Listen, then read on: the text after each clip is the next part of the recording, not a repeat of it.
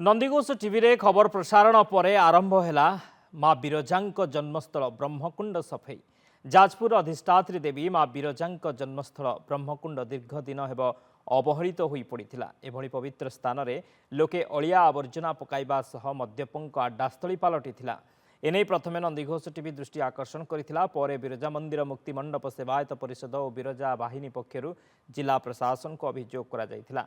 आगामी दुर्गा पूजा रे मां को पूजा कार्य रे ब्रह्मकुंड जल व्यवहार हेबा सह एठारे मध्य अनेक नीतिकांति अनुष्ठित होइथाय। बारंबार खबर प्रसारण पर प्रशासन निद भांगी। आज प्रशासन पक्षरु ब्रह्मकुंड सफाई कार्य आरंभ होइछि। एथिपाई बिरजा बाहिनी और सेवायत परिषद पक्षरु नंदीघोष टीवी को धन्यवाद दिया जाइछे।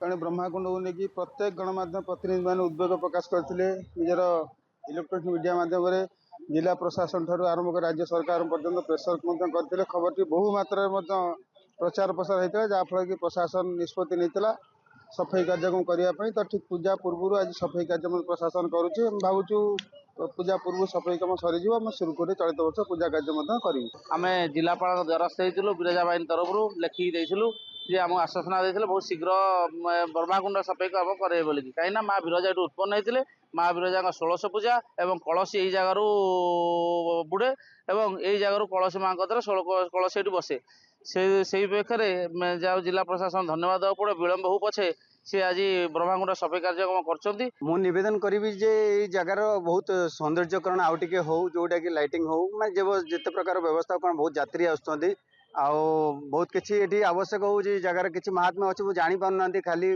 प्लेन खाली कुंड माने पोखरी भली भावुं प्राय यदि सेमती किसी ब्रह्मकुंडर किसी महात्मा टाइप से टाइप किसी करते करते ये बहुत उपकृत हूँ जिलापाल।